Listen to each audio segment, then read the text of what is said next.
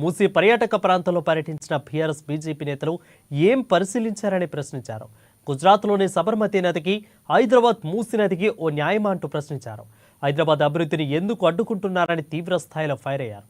మూసీలో దుర్గంధం దోమలు లేకుంటే బీజేపీ నేతలు ఎందుకు సాక్షులు వేసుకున్నారని నిలదీశారు. టీపీసీసీ మహేష్ కుమార్ గౌడ్. తెలంగాణ అభివృద్ధి అనేసరికి మీకు నొప్పి వస్తా ఉంది. సాబర్మతి రివర్ ఫ్రంట్ ప్రాజెక్ట్ తీసుకొచ్చింది మోడీ కాదా? 24 ఏళ్ళుగా సాబర్మతి రివర్ ఫ్రంట్ ప్రాజెక్ట్ నడుస్తూనే ఉంది. దాని గురించి ఎప్పుడైనా మాట్లాడినారా? మరి సాబర్మతి రివర్ ఫ్రంట్ కు ఒక న్యాయము, మూసీ ప్రక్షాళన చేద్దామంటే దానికి ఒక న్యాయం ఏంటి? సాబర్మతి ప్రాజెక్ట్ ఇంత దుర్గంధం ఉండదు, అయినా మీరు ప్రాజెక్ట్ టేకప్ చేశారు. 20 ఏళ్ళుగా సాగుతా ఉంది. దాదాపు 25 కిలోమీటర్ల ప్రాజెక్ట్ టేకప్ చేశారు. దాదాపు 13,000 మంది అక్కడ ఇల్లు లేని వానయ్యారు. ఇప్పటికీ ఇల్లు ఇవ్వలే.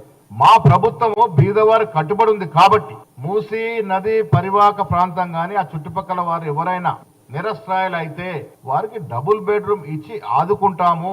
ఏ ఒక్కడి కూడా ఇల్లు లేని వాడిగా చూడలేమనే మాట మా ప్రభుత్వం. ఎవ్వరు నిరాశ్రయులైనా వారికి రిహాబిలిటీ చేస్తా ఉన్నాము. డబుల్ బెడ్రూమ్ ఇల్లు ఇస్తా ఉన్నాము. వారికి సరిపడా డబ్బులు ఇస్తా ఉన్నాము. వారి పిల్లలకు విద్యా అవకాశాలు ఇస్తా ఉన్నాము. మీలాగా గుజరాత్ లో, అహ్మదాబాద్ లో సాబర్మతి ప్రాజెక్ట్ లో జరిగిన తీరుగా మేము వివరించట్లేదు. మీరు గుజరాత్ గులాం లాగా ఎందుకు వివరిస్తా ఉన్నారు?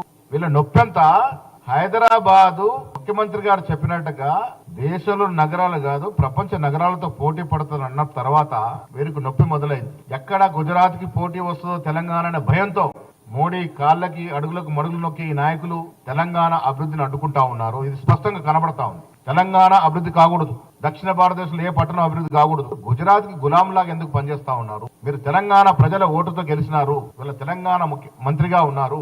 బండి సంజయ్ గారుడా కరీంనగర్ ఓటుతో గెలిచి వాళ్ళ కేంద్రంలో మంత్రిగా ఉన్నారు. హైదరాబాద్ సుందరీకరణ అంటే ఎందుకు అడ్డుకుంటా ఉన్నారు మీరు?